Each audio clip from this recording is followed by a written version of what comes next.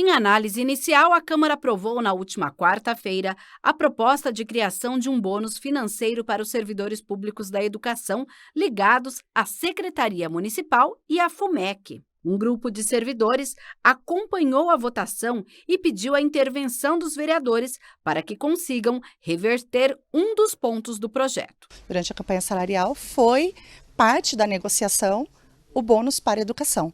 E agora fomos surpreendidos com critérios que excluem grande parte dos servidores, sobretudo mulheres. Né? Servidores que se ausentaram por motivo de saúde, que ninguém escolhe ficar doente. Servidoras que se ausentaram para cuidar de seus filhos, que ninguém escolhe que filhos fiquem doentes. Mas também, majoritariamente, estão sendo punidas mulheres, que, além de trabalhar, são mães. O que nos incomoda bastante é que já somos avaliados de diversas formas. Quem está no probatório é avaliado pelo estágio probatório. Quem não está no probatório tem avaliação de desempenho. Então, esses critérios já são avaliados e premiados de outras formas. Entre os critérios apresentados no projeto para o não recebimento do bônus estão a falta injustificada, punição por infração disciplinar, licença por mais de 15 dias por tratamento de saúde ou motivo de doença em família. O bônus vindo da campanha salarial nos foi vendido, né, que ele seria a todos da educação. E ficamos nessa obscuridade desses critérios que não foram postos no momento da campanha salarial. Então, sendo trazidos agora de forma teoricamente negociável, nos incomoda muito, nos desmotiva. Né? Nós já tivemos um reajuste parco, né? Foi muito ínfimo, que ainda estamos bastante desvalorizados com relação às perdas dos anos anteriores, e a gente contava com esse bônus. O bônus, que não atinge aposentados e pensionistas, será um salário referência para aqueles que ingressaram na Secretaria de Educação ou na FUMEC até 31 de julho de 2022, ou proporcional para aqueles que ingressaram após essa data. Recebidos no plenarinho por diversos vereadores, que inclusive haviam proposto uma emenda à proposta, o grupo decidiu dialogar com o governo intermediado pelo Legislativo. Os que estiveram aqui presentes estiveram de acordo para uma proposta de emenda da retirada do inciso 3º, que fala justamente dos atestados e licenças de acompanhamento familiar. Daí nós tivemos a fala do líder do governo de que ele fará essa articulação com o governo, mas a gente também não tem nenhuma garantia de que a gente consiga atingir o nosso pleito. O líder de governo na Câmara falou desse diálogo e do pedido que deve ser levado à Prefeitura. Eu acho que é um pleito justo, mas para que a gente tenha a possibilidade de dar ou proporcionar, vamos colocar assim, que eles fizeram jus a isso, um bônus tem que ter algum critério. Né? Esse bônus não pode ser distribuído aleatoriamente. O Executivo, ele colocou isso como um projeto de lei. Eu me propus, enquanto líder de governo, levar essa demanda para que o Executivo analisasse a retirada do inciso 3, né, que fala justamente sobre a licença para tratamento de saúde por mais de 15 dias. Eu acho que é um pleito que ele é meritório, então por isso a gente vai tentar caminhar, ver se a gente pode de alguma forma alterar ou suprimir esse inciso para que as pessoas tenham contemplado, aquelas que se sentirem de alguma forma penalizadas possam receber esse bônus. Hora das notícias do Legislativo, porque a Comissão Permanente de Constituição e Legalidade realizou 2 audiências públicas, a 49ª e a 50ª. Confira como foi. O vereador Zé Carlos presidiu as audiências públicas que foram realizadas pela Comissão de Constituição e Legalidade. A 49ª debateu o projeto de lei complementar de autoria do Executivo, que extingue 4 cargos comissionados e cria outras 20 funções de livre nomeação na rede Mário Gatti. Ele extingue 4 cargos que hoje prevalecem na rede Mário Gatti e cria 20 cargos. Isso é imposição da lei de licitação. Mas esses cargos, eles são de livre provimento, são funcionários da rede Mário Gatti, não são funcionários vindo de fora, então é importante que se diga. O impacto financeiro disso é muito pouco, mas infelizmente tem que se cumprir a lei. entendeu? Então, o Mário Gatti não está fazendo nada fora da realidade, por estar criando 20 cargos. Quando você fala da criação de 20 cargos, já soa um negócio é cabido de emprego. Nada disso. Está se cumprindo uma lei federal e esses cargos serão ocupados por funcionários efetivos da rede Mário Gatti. A proposta, de acordo com o Executivo, visa atender exigências da lei federal que ampliaram competências e burocracias nos processos de licitação. Esse projeto de lei é uma obrigatoriedade da nova lei de licitações que deveria ter sido plenamente implantada em 23 e ela foi postergada por uma gestão federal, obrigatoriamente deverá ser implantada em 24. E esses cargos, eles extinguiam alguns que nós tínhamos e criavam outros que nós não tínhamos. Então, deixar bem claro que é uma obrigação legal para que transcorra normalmente, possamos cumprir a lei toda. A descrição dos cargos, como ele falou, é uma exigência legal, está dentro do orçamento, está previsto na LOA, nós tomamos todo o cuidado para que não ficasse nenhuma aresta de discussão. A única coisa que eu queria complementar o que o Henrique falou é que em torno de 80% desses cargos serão feitos por funcionários de carreira. A 50ª audiência pública debateu o projeto de lei complementar, também de autoria do prefeito municipal. A proposta cria 420 cargos de agente administrativo a serem preenchidos por concurso. É um projeto de extrema importância para a Prefeitura Municipal, uma vez que ela não tem ainda esses cargos disponíveis de livre provimento, mas ela está criando uma prateleira, porque todas as secretarias da Prefeitura Municipal, ela tem os cargos administrativos.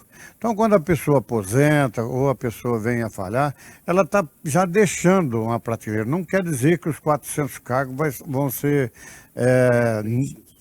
de início agora entrar na Prefeitura Municipal. Então, a Prefeitura não terá esses custos. Isso é para preenchimento das vagas que vão faltando ao longo desses 2 anos, prorrogáveis por mais 2 anos. O objetivo da medida, de acordo com o Executivo, é suprir a defasagem no atual quadro de servidores. Isso não significa custo imediato.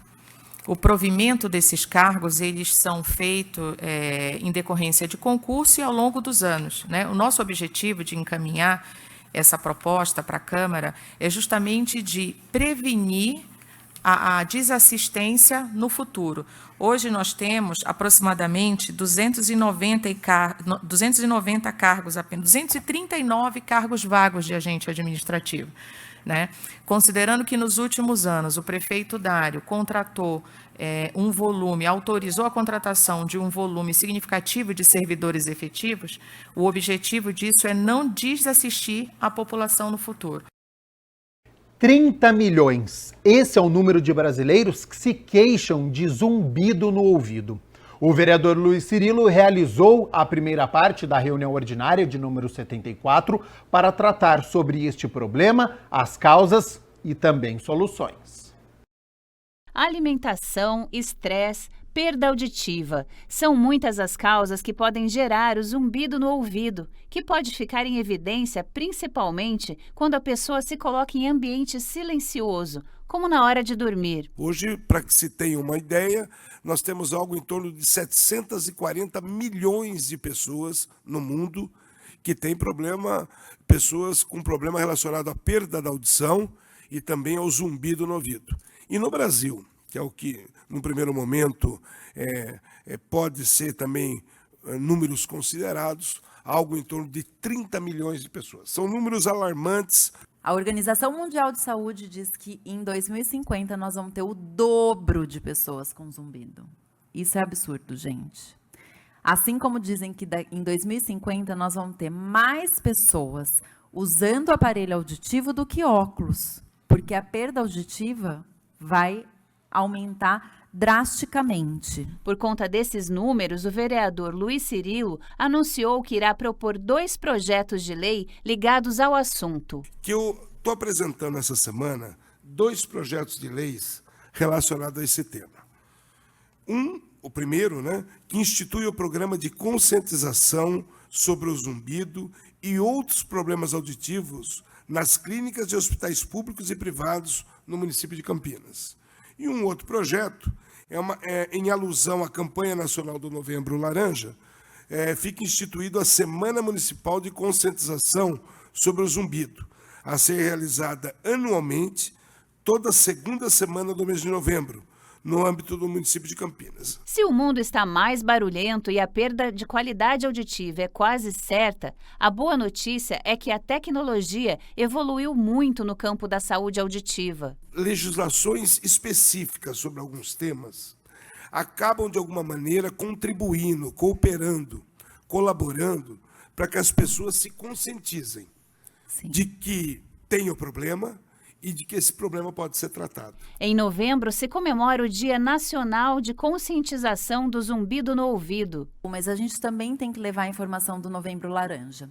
Eu queria dizer que o Novembro Laranja, ele trata 3 patologias. Eu estou falando muito no zumbido, porque eu sou uma apaixonada por zumbido, e eu acho que esse é um dos maiores números, né, que a gente tem de pessoas com zumbido.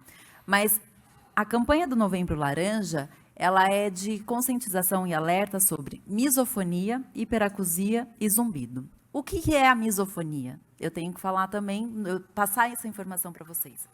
A misofonia é quando a gente tem uma fobia a sons repetitivos. Sabe aquelas pessoas que se incomodam com o barulho da mastigação do outro, a batida de uma caneta? Então, gente, apesar disso ter poucos estudos, já tem tratamento. E isso incomoda muitas pessoas. Anteontem, eu atendi uma pessoa que diz que em um ano ela mudou de casa 10 vezes porque ela se incomoda com o barulho do vizinho. A hiperacusia é quando ela também tem uma hipersensibilidade ao som, mas aos sons altos e que doem a orelha dela. E olha só, a Frente Parlamentar de Bares e Restaurantes aqui da Câmara de Campinas realizou mais uma reunião e recebeu sugestões para emendas ao projeto que quer estabelecer mudanças na Lei de Proteção contra a Poluição Sonora, controle de sonorização nociva ou perigosa em áreas públicas, particulares e estabelecimentos comerciais. O presidente da Frente Parlamentar dos Bares e Restaurantes, o vereador Otto Alejandro, abriu a reunião justificando o pedido de vistas ao projeto de lei que pede alterações na Lei de 2011, que solicita que as denúncias contra barulho excessivo deverão identificar o nome e o endereço do denunciante. De acordo com o Ministério Público, com o próprio governo, é inconstitucional a gente... Como fala, Matheus? É a gente identificar os moradores. Então, o próprio Ministério Público já se pronunciou e falou se a gente passar, o governo falou se a gente passar aqui na Câmara, eles vão vetar esse projeto. Então, nós vamos entrar num acordo junto com os outros vereadores, com a Brasel, com a Prefeitura, a Secretaria de Urbanismo, justamente para a gente adequar esse projeto. Matheus Mazon, presidente da Associação Brasileira de Bares e Restaurantes Regional Campinas, trouxe 2 pontos que podem ser incluídos no projeto de lei como emendas. Como a gente tem essa questão da identificação e do munícipe não se declarar, não falar quem que ele é, até por questões aí dele ter uma segurança maior e assim por diante, a gente trouxe aqui uma análise para ser considerada junto aí com a Frente Parlamentar para fazer uma emenda aí no projeto de lei, levando 2 pontos em consideração. A gente, nesse intuito, a gente quer trabalhar 2 questões. A primeira é a gente conseguir realmente medir de forma correta, que seja legal. E um outro ponto que nos preocupa bastante, que hoje a gente fala, por exemplo, o Cristiano, né, o secretário de Segurança, falou que a gente tem hoje mais de 860 denúncias relacionadas a barulho, e isso aí parece na imprensa, para o Ministério Público, uma baita de uma estatística, fala, nossa, tem muita reclamação, mas o que adianta a gente falar desse número se de repente mais da metade ou grande parte delas não é real? Então, peraí, essa reclamação é uma reclamação que teve embasamento? Se ela teve, ela tinha que virar uma estatística, essa estatística transformar-se numa política pública. Hoje, a gente analisando os dados que o Cristiano passou, menos de 1%, né? Eu acho que era menos de 0,2%, 7 em 800, 7 reclamações que realmente estão acontecendo, uma conduta que precisa de ajuste. Donos de estabelecimentos participaram e também contribuíram para o debate com mudanças na lei. O técnico precisa usar um equipamento que tem um data logger, né? Esse é o nome?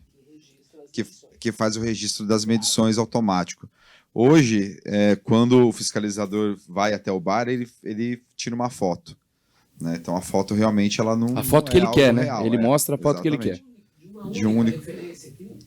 Então eu sugiro até que o equipamento usado na fiscalização seja esse com as gravações. Ao término, o vereador Otto Alejandro agradeceu as sugestões e diz que vai dar prosseguimento ao projeto com mudanças às regras contra a poluição sonora na cidade. A gente está no caminho, a gente vai ver a melhor forma da gente fazer todas as emendas, substitutivo através da frente parlamentar, correto, Matheus? Eu vou ouvir outros vereadores também que muito provavelmente hoje eles já vão apresentar as emendas dele. Tá bom? Eu tenho uma outra conversa agora com a Carol, que é a secretária, para poder tratar sobre uma emenda também que o governo gostaria de acrescentar também nesse projeto aí. Então a gente vai escutá-la e aí nós vamos caminhando para a próxima. Falta da vacina tipo V8 nas clínicas veterinárias móveis aqui da cidade de Campinas preocupa tutores de pets. E por isso, o vereador Permínio Monteiro questiona o Poder Executivo através de um requerimento sobre a aplicação do imunizante. O vereador Permínio Monteiro protocolou o requerimento 2396 de 2023, solicitando esclarecimento ao Executivo referente à falta de vacina tipo V8 para cães e gatos nas clínicas veterinárias móveis da cidade. Permínio esclarece que foi procurado por tutores preocupados com a falta do imunizante. Fui procurado por algumas pessoas que foram até os consultórios veterinários móveis aqui na cidade de Campinas, que são 2 unidades, e infelizmente está faltando a vacina V8, que é uma prevenção contra a raiva, onde é aplicado tanto no gato como no cachorro. Chamada de vacina polivalente, a V8 protege contra zoonoses e doenças que podem ser fatais, como a sinomose e a parvovirose. A vacina deve ser aplicada em 3 doses, a partir dos 45 dias de vida do pet. Preocupante porque você leva e acaba voltando, né, sem ter a mais importante, que é a vacina V8. Entre os questionamentos do requerimento estão o retorno da aplicação da vacina V8, o balanço das doses aplicadas este ano e o planejamento para o ano de 2024. É importante ressaltar que esse requerimento de informação é encaminhado ao prefeito para a Secretaria do Verde e Meio Ambiente, onde é o departamento do DPBEA, que é da Proteção Animal, vai nos informar e queremos urgência para que seja sanado esse problema e possam comprar e novamente poder atender a população com os tutores, né, e seus pets na questão da vacina V8.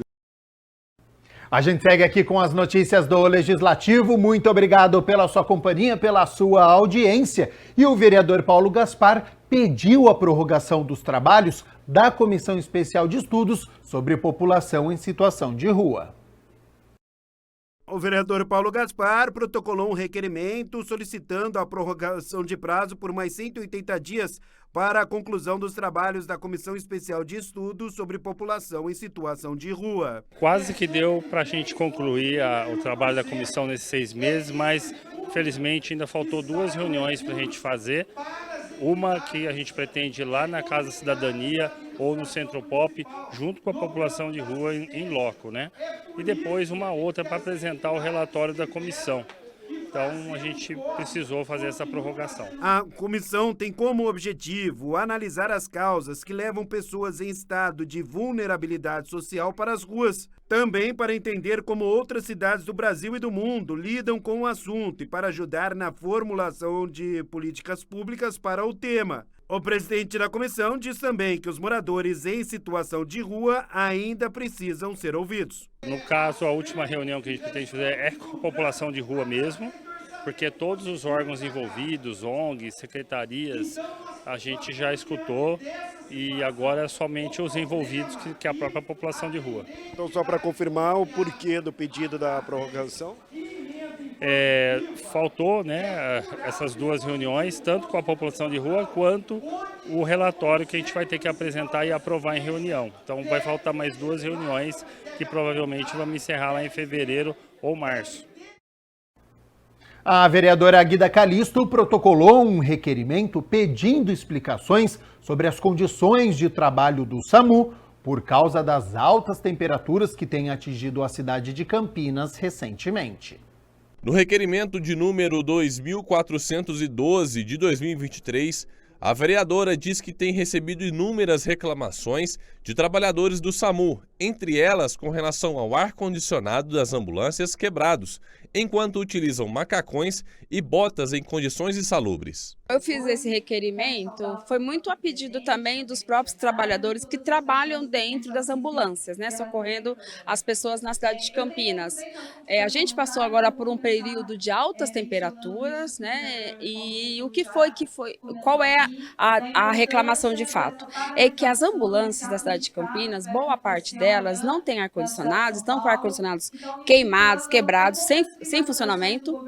Os trabalhadores, né, os socorristas, trabalham com macacão, trabalham com bota, muitas vezes com luva, né, que todo ali os instrumentos, né, o material, a roupa, toda é uma roupa específica, especializada, grossa, necessária para fazer socorros, né, porque são socorristas, e eles não têm o mínimo de condição de trabalhar nessas altas temperaturas com as ambulâncias sem ter ar-condicionado funcionando. Além das ambulâncias, a vereadora cita também a questão dos pacientes que fazem uso do serviço. Isso porque, muitas vezes, a distância entre o local que eles foram resgatados até o hospital onde receberão atendimento são muito distantes e pode acarretar em vários problemas nesse trajeto. Nós temos também a situação dos próprios pacientes que estão sendo socorridos ali nas ambulâncias, que também sofrem muitas vezes por essa situação de calor. Nós temos regiões muito longe uma da outra. Nesse socorro, já pensou sendo socorrido, ficar parado no trânsito, com sol, com a temperatura alta, sem ter ar-condicionado? Então nós fizemos esse requerimento para questionando, né, o SAMU, a Rede Mário Gatti, sobre como é que estão as condições das nossas ambulâncias. Projeto Cultura Viva em Campinas é debatido na 9ª reunião da Comissão de Cultura. Na última quarta-feira, foi realizada no plenário da Câmara Municipal a 9ª reunião ordinária da Comissão de Cultura, presidida pelo vereador Igor Diego. O encontro discutiu sobre o projeto Cultura Viva em Campinas, pontos de cultura e ações comunitárias transformando territórios. A reunião começou de maneira diferente, com uma demonstração cultural, através de uma roda com brincadeiras lúdicas entre todos os presentes no plenário. O debate contou com a presença dos vereadores, membros da comissão Paola Miguel e Paulo Búfalo e de outros parlamentares, Gustavo Peta, Paulo Gaspar e Mariana Conte. E também com a participação da secretária de Cultura e Turismo de Campinas, Alexandra Caprioli, João Pontes, diretor de Política Nacional Cultura Viva, com o pró-reitor de Extensão em Cultura da Unicamp, Fernando Coelho, e outras autoridades. Para a gente é muito importante estar nesses lugares onde a gente possa falar para mais pessoas, porque de uma forma muito importante essa casa representa a todos os cidadãos campineiros.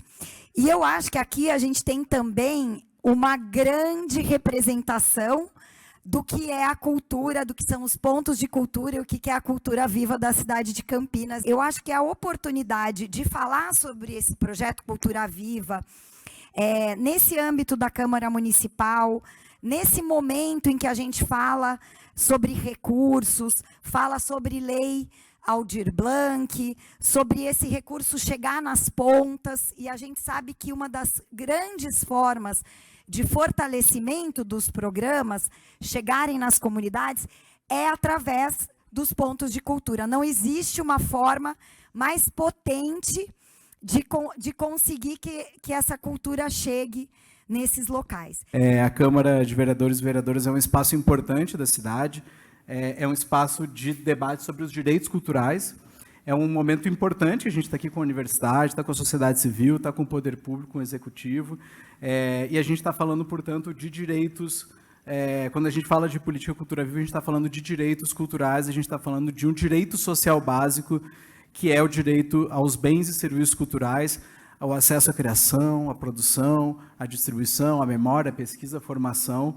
A gente está falando de algo que é reconhecido na Constituição, algo que é reconhecido internacionalmente como um direito social básico, mas que ainda a gente tem um desafio muito grande de construção dessa consciência dos direitos, né? E a Política Nacional Cultura Viva, ela vem como uma política de cidadania, ela vem como uma política que visa especialmente isso, promover a consciência dos direitos e a garantia desses direitos por uma estratégia que eu acho que é muito rica, muito generosa, que é referência brasileira e que é referência de Campinas, nessa ideia de que não se trata dos direitos culturais, não se trata do Estado levar cultura, né? Não se trata da ideia de que existe digamos, um tipo de manifestação artística e cultural que seja legítima e que algumas pessoas tenham e outras não têm. Ela parte do reconhecimento de que todos nós somos seres culturais e que o acesso aos bens e serviços culturais deve partir das próprias manifestações que já acontecem nos territórios e nas comunidades. É um grande prazer estar aqui, exatamente porque eu considero que é importante que a universidade esteja participando, e nós queremos participar, de todos esses movimentos que acontecem na cidade, obviamente quando a gente pensa em cultura. A universidade tem e hoje gera muito conhecimento em cultura, mas está absolutamente atenta e ciente de que ela não é o único lugar onde a gente faz cultura. Quer dizer, existem vários locais na cidade que fazem cultura e que a gente, na verdade, quer o tempo todo trabalhar juntos. O vereador Igor Diego ressalta a importância desse processo de reconstrução e retomada de políticas culturais no município. A reunião foi muito importante para a gente poder fazer o fortalecimento dos pontos de culturas da cidade de Campinas, principalmente os fazedores de culturas do territórios. Agora, com a mudança de governo lá, federal, tem uma proposta de trazer recursos para o estado de São Paulo e Campinas vai ser contemplada com 1.700.000. Essa reunião de hoje, aqui na Casa Legislativa, envolvendo a Secretaria Municipal, o representante do Conselho Municipal e também representante do Ministério, junto com a Casa Legislativa, a gente vai poder ouvir os fazedores de cultura e direcionar e fiscalizar a utilização desse recurso.